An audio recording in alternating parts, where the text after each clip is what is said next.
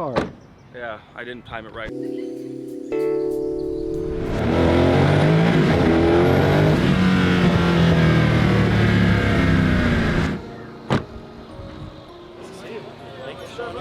What's going on, brother? How you doing? What's up, brother? Mario. Hey, how's it going? You know what? Yeah, you see the barbers in the crowd?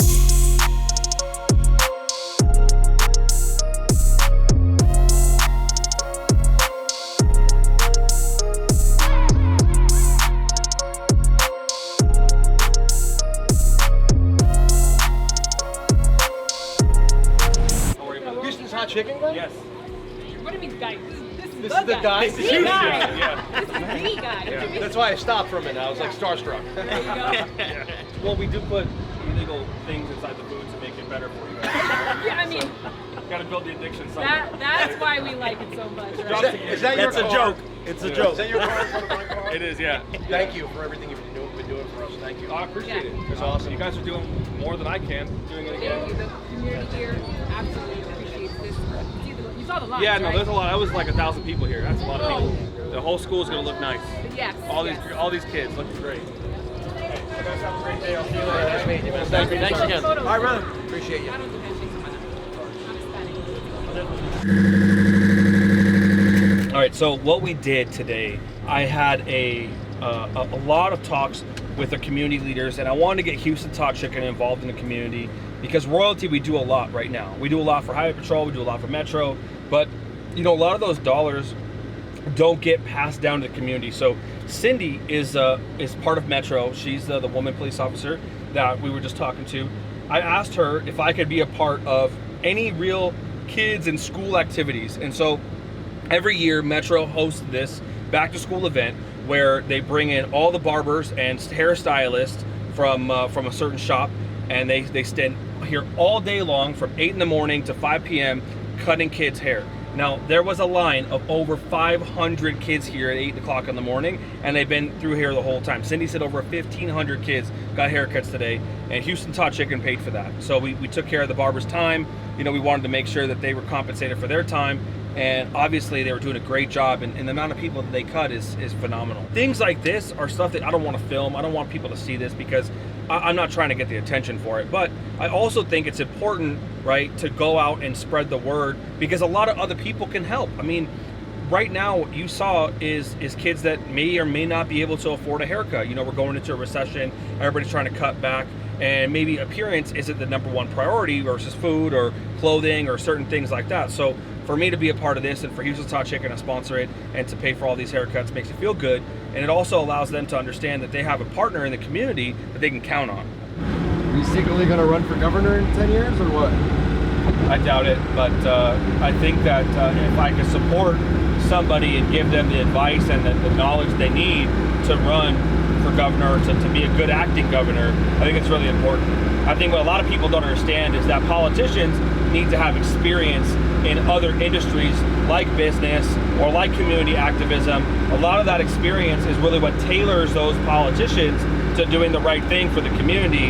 And I think essentially what we have now is career politicians who've never been a part of anything other than their own job and getting paid from the city. You know, they don't know what it's like to be inside the community. At the end of the day, if you live in this city and you want to protect your city, you need to be a part of your city, right? And I'm doing my part because I was born and raised in Vegas, and I want the school system to be better, right? I don't believe in public school.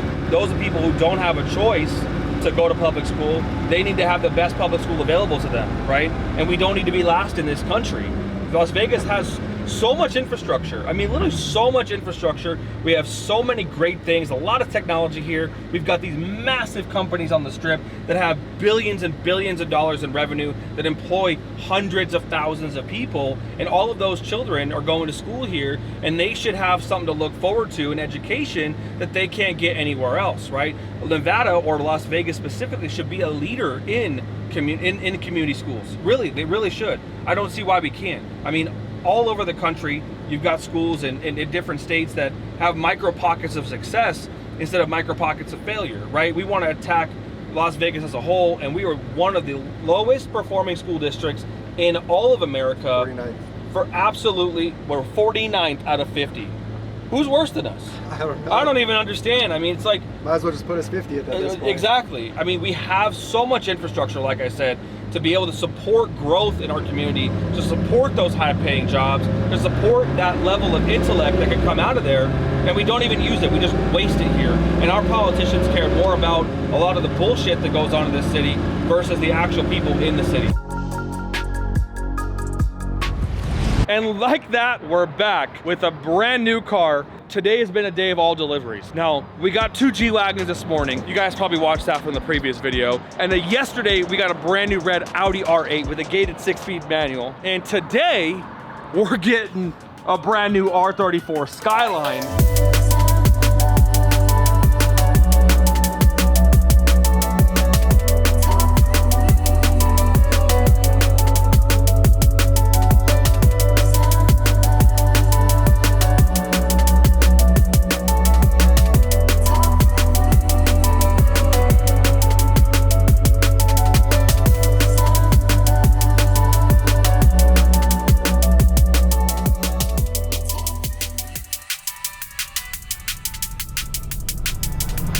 Now this car isn't any regular V-Spec 2.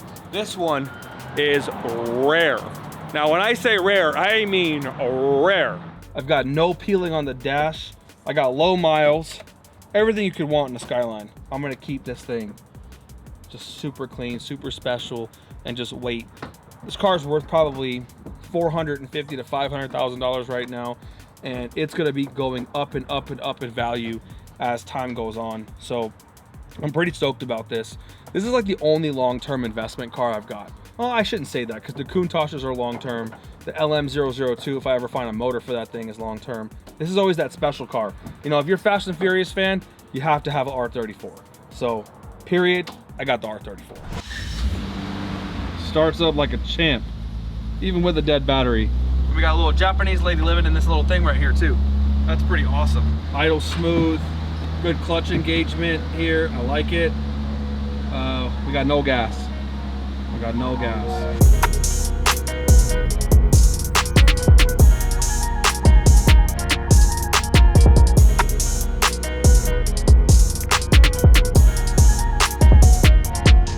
I had one of these before.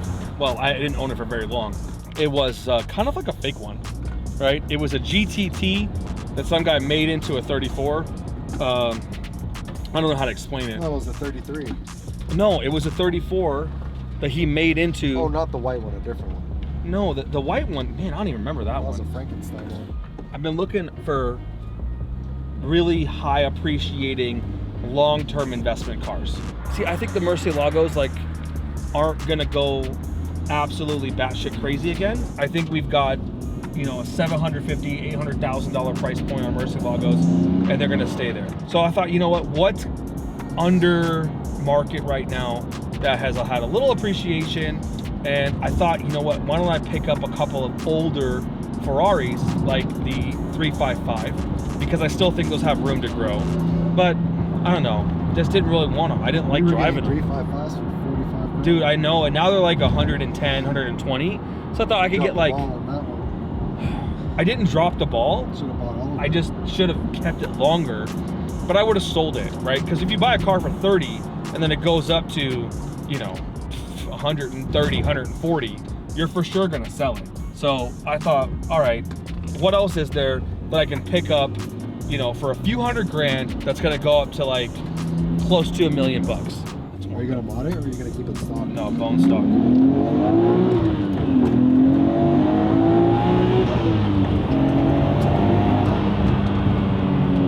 These are pretty fast cars So lovely. for stock back in the day, dude. Clarion. This is, look at that. It's in Japanese too. That's when you know it's good. Look at that.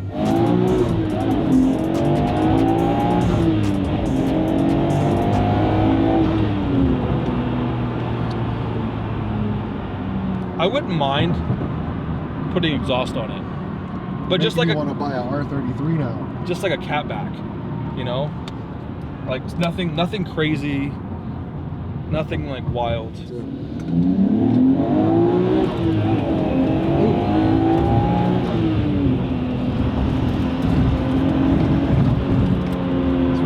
great. So this has the S1 package.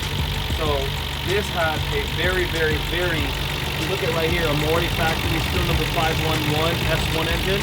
This thing is no joke. So this particular motor, it's called an S-Tune, and that's what makes it so rare.